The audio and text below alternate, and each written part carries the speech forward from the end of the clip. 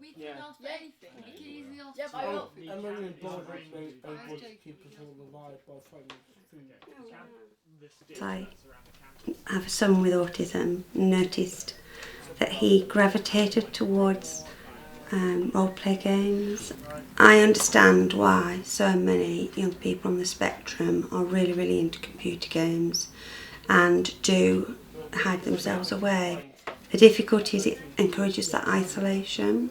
And then I discovered Dungeons and Dragons and watched my son play it and thought, actually, I might try that on a group level.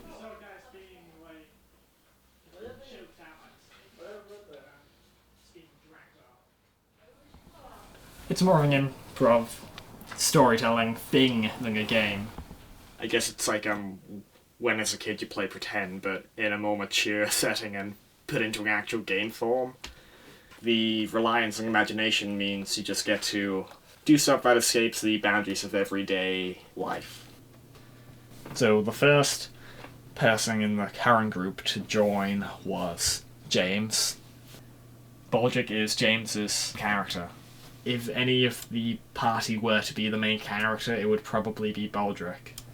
Eventually Helen joined. She mostly plays with the one here on the right, Blue Lightning. The other character here in the middle is Janet's character. No one knows their gender, their race, what they look like underneath. Complete mystery. That's probably never going to be revealed.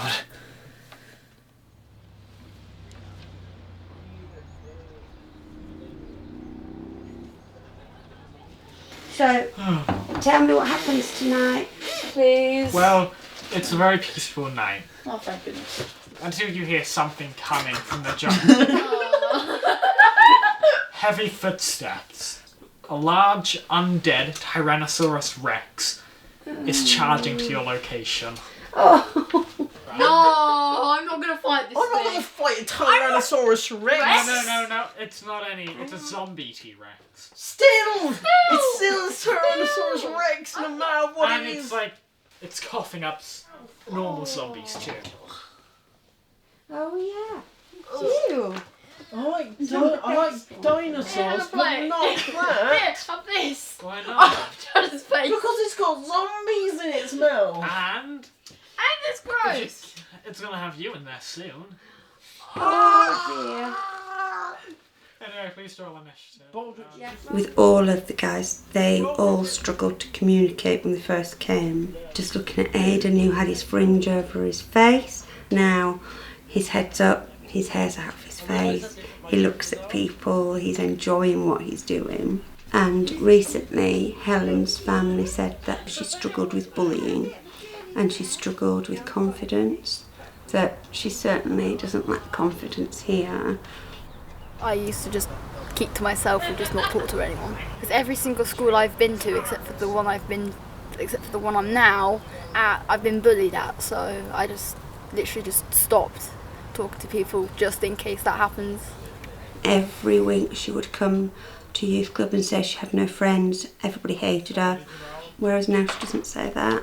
She counts the people here as her friends. So she's definitely more confident in herself, and this replaces the fact she would have benefited from child and adolescent mental health services, which is what the government keep telling everybody is being provided for young people, but there's such a shortage. Nearly all our guys have been on a waiting list for those services. So, I'm guessing you're all gonna turn tail and run Yeah. from this T-Rex, and as it charges behind you, it scoops up Grace in its mouth. What? Oh. Rest in peace, healer. No. Oh, don't worry, there's zombies in there to keep you company. Oh God. Does that hurt a little bit? Is that a bit painful? Oh. Do you want a bit. plaster? So A bit painful. A plaster? after getting chomped and taking 30 damage from the bite, you are now being grappled and pulled further in by Oh. the rest of the zombies all in its mouth. What a cliffhanger that would be. Yeah, it would. Okay, I remember the leader.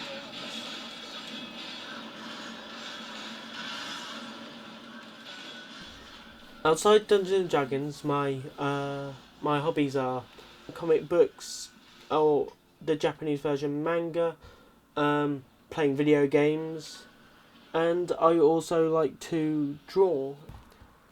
I've never been a person for drawing much, like flowers and stuff like that, and maybe backgrounds. I've never really been somebody like that.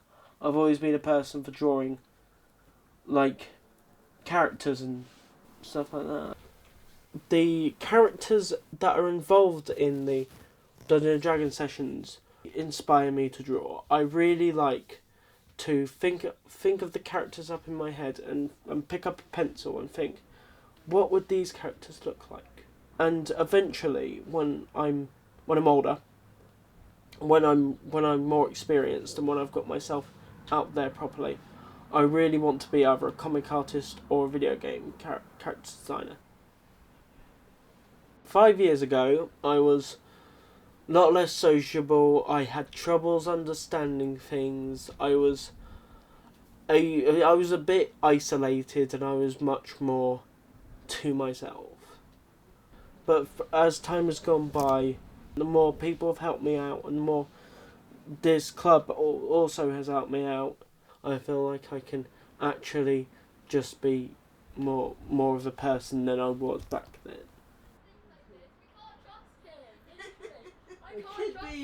If you were to get any closer, you could. I hope it's made a big difference to the young people who have come in, and something hopefully they enjoyed and had real experience in learning, that they'll just remember it and take that away with them when they don't need to come anymore.